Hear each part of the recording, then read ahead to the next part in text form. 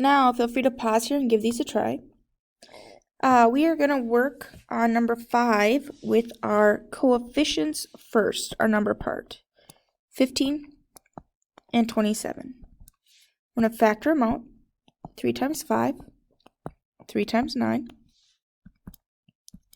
My 3 and my 5 are prime, but my 9 is not. My 3's are, though. So when I write this in factored form, for 15x, I have 3 times 5 times x. For 27x, I have 3 in my 3 column, another, and another, and an x. My greatest common factor is 3 times x, and I take that and multiply by the rest of my columns. 3 times 3 times 5.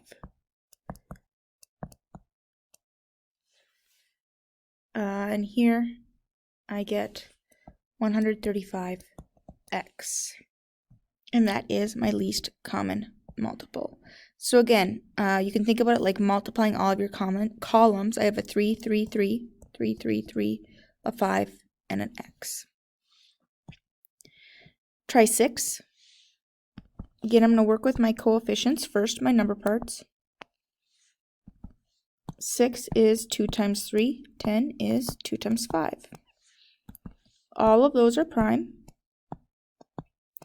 So I can go ahead and write in factored form, 6m squared is 2 times 3 times m times m. M squared is our base times itself, exponent number of times.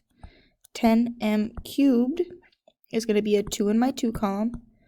A 5 has its own. M cubed means m 3 times. So 2 go in my columns, and then I make a new one. So my greatest common factor is 2 times m, which gives me 2m squared. I take that 2m squared and I multiply it by what's left here.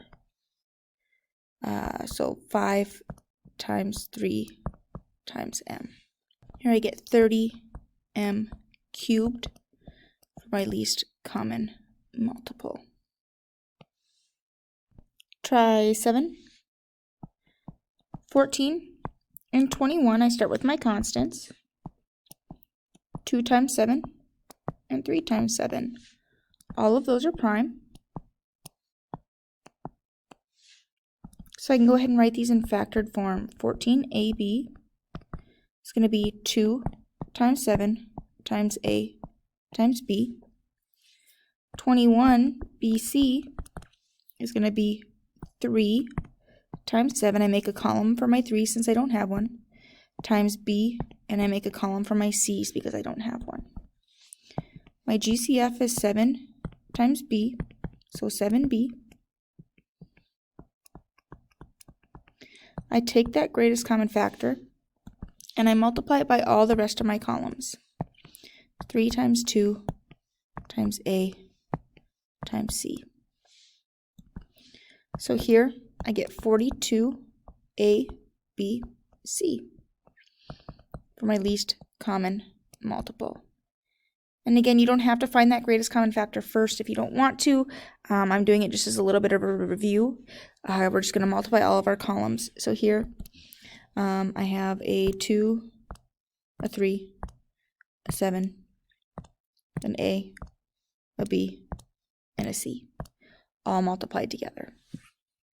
Here I just have one coefficient other than 1, and 5 is prime. So we can go right into our factors. R squared is r times r. 5rt. 5 is prime. An r goes in my r column. I make an s column and a t column. So r is my greatest common factor. I take that and I multiply by the rest of my columns. So times 5 times r times s and times t. Here r times r is r squared. St is my least common multiple. So 5r squared st. Here we're going to use our least common denominator to determine which fraction is greater. So my least common denominator deals with my denominators. So I'm going to look at the 6 and the 9 and find the least common multiple between the two. 6 is 2 times 3. 9 is 3 times 3. All of those are prime. So I can list out my factors for 6. 2 times 3. 4, 9. 3 times 3. I have a common 3. And I multiply that by the rest of my columns as well. So here I get 18 for my least common multiple, which is my least common denominator. So I'm going to make both of these denominators 18. To go from 6 to 18, I have to multiply by 3. If I change my denominator, I have to change my numerator. To go from 9 to 18, I have to multiply by 2. So my numerators then become 15 and 14. We want to know which one's greater. So 15 is greater than 14, which means 5/6 is greater because it comes from here, which comes from here. Try number 10, please. Our denominators are 8 and 20. We're going to find our least common denominator by finding the least common multiple of our denominators. And we do that by finding our factor trees so that we can write our denominators in factored form. So for 8, it's 2 times 2 times 2. For 20, it's 2 times 2 times 5. Greatest common factor between these is 4.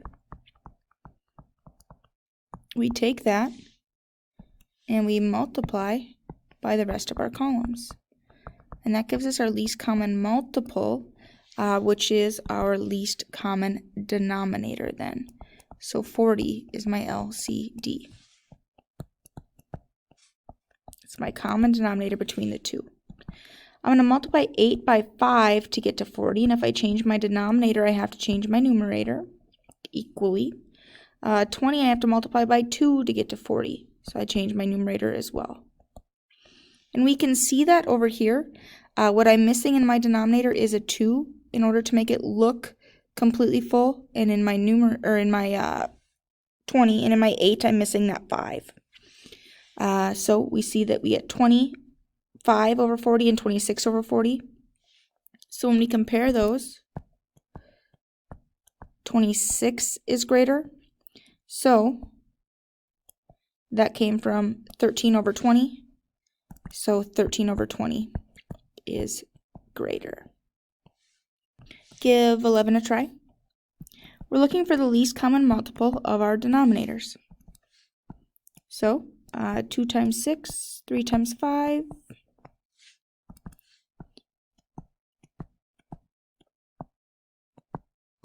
Finding our factor tree here. I can write these in factored form then. And 15. Common denominator, greatest common factor is 3. So I take that and I multiply by the rest of my columns, 2 times 2 times 5.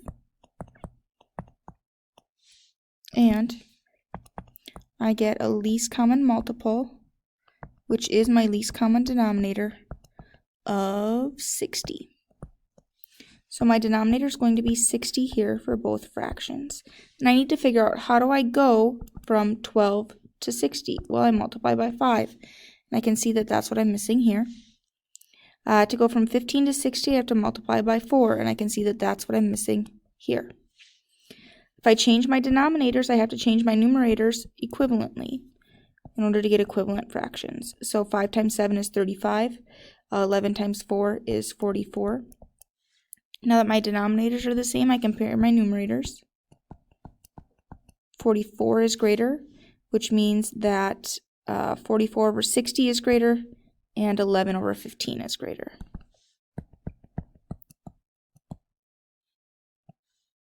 Same thing here. My denominators are 16 and 10. Factor trees, 4 times 4, 2 times 5. My 4's break down further. And my 2's are prime. So in factored form, and 10 is 2 times 5. Greatest common factor is 2. I take that and I multiply by the rest of my columns. 2, 2, 2, 5. That gives me my least common multiple, which here, since these came from my denominators, is my least common denominator, which is 80. So I make my denominators 80. To go from 16 to 80, I had to multiply by 5. That's what I'm missing here. If I change my denominator, I have to change my numerator as well. To go from 10 to 80, I'm missing 3 2's, which is 8. 8 times 3 is 24. Again, if I change my denominator, I have to change my numerator. So I can compare numerators now that my denominators are the same. 25 is greater than 24, which means 25 over 80 is greater, which means 5 over 16 is greater. In example 4, we're going to order these numbers from least to greatest. So the first thing I'm going to do is switch them all to mixed numbers. 3 and 4 over 15 is already a mixed number.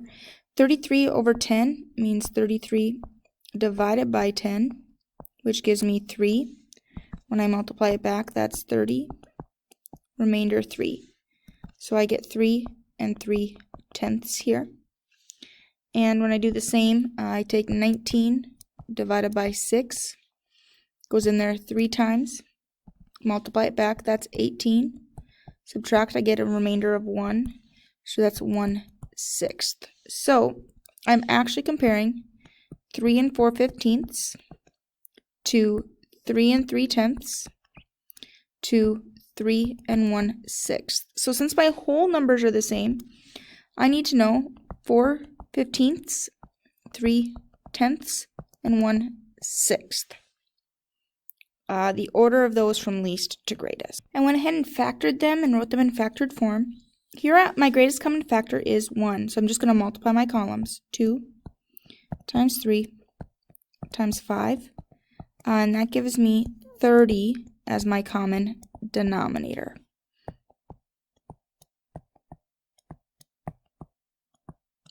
So 15, I'm missing a 2, so I multiply by 2, top and bottom gives me 8. 10, I'm missing a 3, so 10 times 3 is how I get to 30. If I change my bottom, I have to change my top. And 6, I'm missing a 5, so to get to 30, I multiply by 5. If I change my bottom, I have to change my top as well. So now I can compare the 8, 9, and 5 in my numerator since my denominators are the same. We want to know from least to greatest. So 5 is least, 8 is the middle, and 9 is the greatest. And since those originally go with these values, which go with these values, we can go all the way up to the top to put them in order. So least is going to be 19 over 6. The middle is going to be 3 and 4/15. And the greatest is going to be 33 over 10 because 5/30 is smallest, 8/30 is the middle, and 9/30 is the greatest. They all had whole numbers of 3. So here is from least to greatest. And that's all I have for section 4.4.